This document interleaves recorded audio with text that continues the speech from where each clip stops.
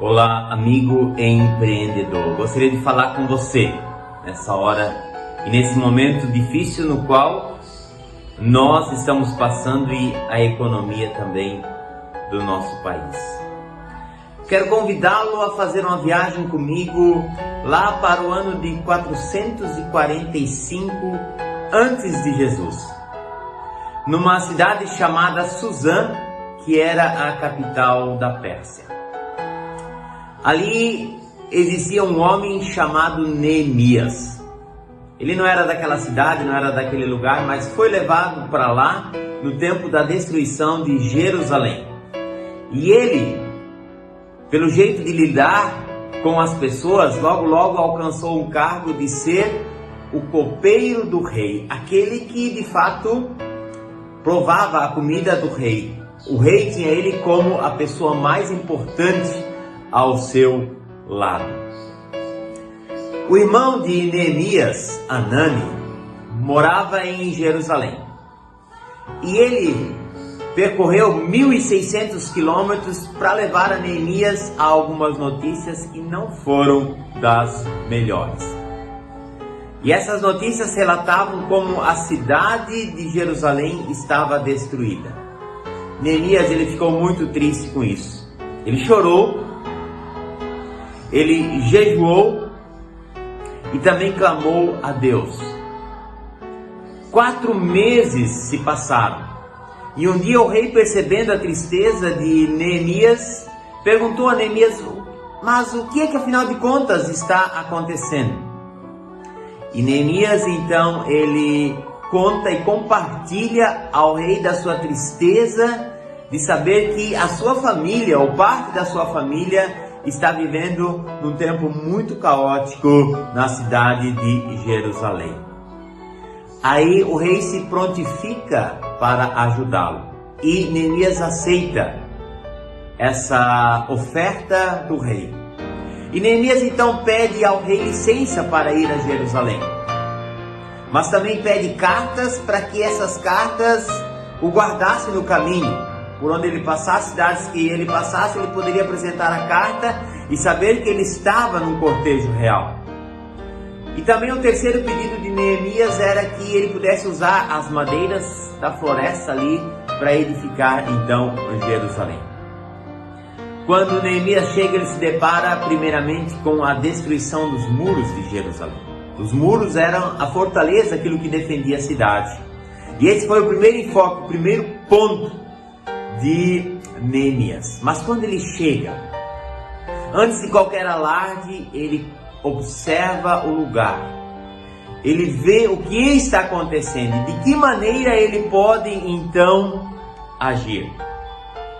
Após feito isso, ele fala com os moradores e fala com os moradores da necessidade da reconstrução daqueles muros, porque esses muros já estavam há mais de um século destruídos. O povo já cresceu no meio daquilo ali, passavam por ali e já nem percebiam mais aquele lugar tão caótico. Neemias, vindo de fora, ele percebe como o povo pode viver dessa maneira e começa a trazer então para o povo essa necessidade do povo ver e enxergar que aquilo que eles estavam vivendo e passando não precisaria ser assim. E o povo aceita isso. E o povo então se prontifica a ajudar Neemias. A resposta do povo é: vamos sim, vamos pegar junto, vamos reedificar os muros da nossa cidade. Mas, como acontece em todos os lugares, também tiveram ali uma oposição. Inimigos se levantaram. Foram atrás de outras pessoas, outras cidades vizinhas, para ali levantar uma multidão de pessoas que se tornassem inimigos e fossem contra então a reconstrução dos muros, certamente porque isso iria de alguma maneira impedir algo que estrategicamente eles tinham. Mas Neemias não cedeu e incentivou o povo também a não ceder. Por quê? Porque eles criam em algo que era maior, mais forte do que eles. E a reação de Neemias, a reação do povo era: Deus é mais forte do que todos os adversários. E se confiarmos em Deus, teremos bom êxito no trabalho. Se confiarmos em Deus, teremos bom êxito no nosso trabalho. A honra de Jerusalém, tanto nacional como também religiosa, precisava ser reestabelecida. E eles fizeram isso. Tiveram êxito porque uniram suas forças, confiaram em Deus e assim perseveraram. Mesmo que os inimigos talvez quisessem de todas as formas derrubá-los e destruí-los. Agora eu lhe pergunto, querido, como está a sua honra como empreendedor? Talvez você esteja olhando para si como anos jogados fora, anos de trabalho, de luta, e que de repente em poucos meses pode tudo ser destruído. Talvez você não esteja entendendo o que está se passando. Confesso que eu também não. E gostaria há muito que tudo isso já tivesse mudado. Mas há coisas maiores do que nós. Há leis maiores do que nós. Há sistemas maiores do que nós. Mas tudo isso é menor que a força do nosso Deus.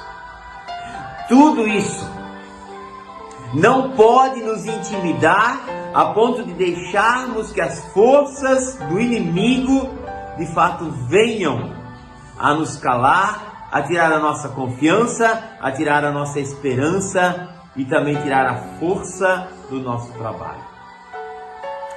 A palavra de Deus ainda no Salmo 23, verso 4 diz: ainda que eu ande pelo vale da sombra da morte, ou seja, ainda que eu experimente tudo aquilo que me traz tristeza, solidão, angústia e desespero, a ponto de me autodestruir, o salmista diz: eu ainda confio no Senhor.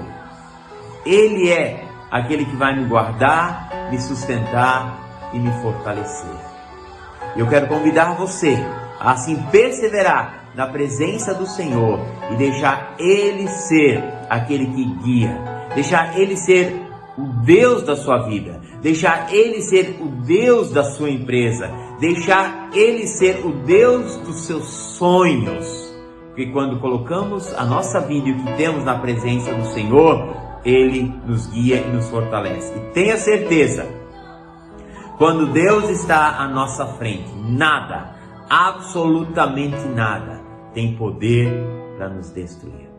Que Deus abençoe você, encha a tua vida e o teu coração de graça, de misericórdia e de confiança nesse Deus que é maior do que tudo e todos que estamos vivendo nesse momento. Um forte abraço a cada um de vocês.